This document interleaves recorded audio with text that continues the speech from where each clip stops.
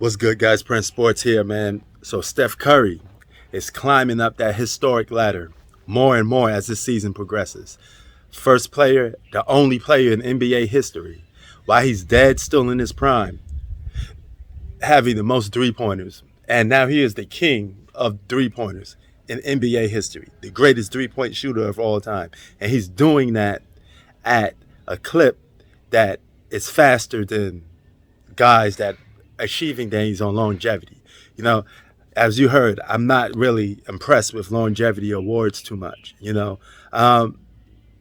are to take with a grain of salt, basically. They're good accomplishments. I'm not going to say they're bad, okay, but there are more impressive accomplishments when you could do it at an early clip, very fast. When you're making history, you want to do it as fast as possible, okay, because people aren't going to be hanging on to you for a long time, especially in sports. People are always going to jump on to the next thing if you're not ready and you're not prepared to face the, you know, consequences of a longevity award, which is basically, yeah, you did it, but you did it while you was old. It took you forever to do it. It's not that impressive. If you keep doing something, eventually you're going to get there because you've been at it for such a long time, right? And Steph Curry's situation, that's not the situation for him. He's dominating and he's doing his thing. So, and we'll get to witness the greatest shooter of all time in this generation. He didn't came in my era. He didn't came in the era before this. He came in this era. So the greatest three-point shooter of all time is Steph Curry. And you got to give the man the flowers. You got to give his roses, why he's here. And there's no sense of beating around the bush. There's no sense of, oh, this guy is better. Listen, man, Steph Curry's the greatest three-point shooter of all time. All right. Not only can he do it off the dribble at a drop of a dime, this brother be hitting shots all the way from Africa, man. And he has the range that a lot of other guys that shoot the three ball just don't have. Now there have been guys that been shooting the ball from Europe to Africa.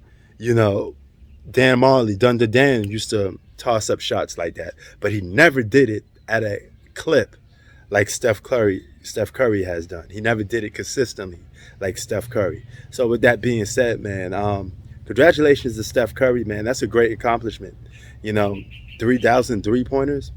He's the only player in NBA history to have that, and he's still continuing to rank up and keep it going. By the time he gets old, that record going to be really far.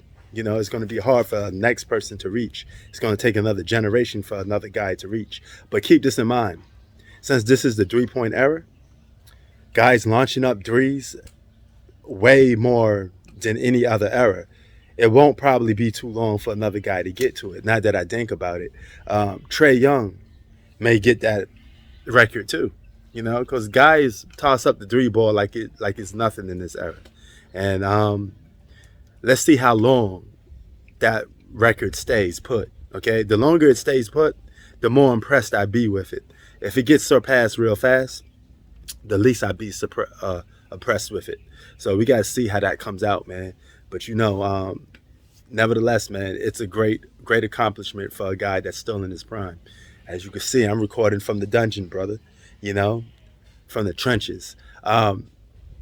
Quick, before I head up out of here, man, I was playing in the hood, the projects, okay, overseas, all right?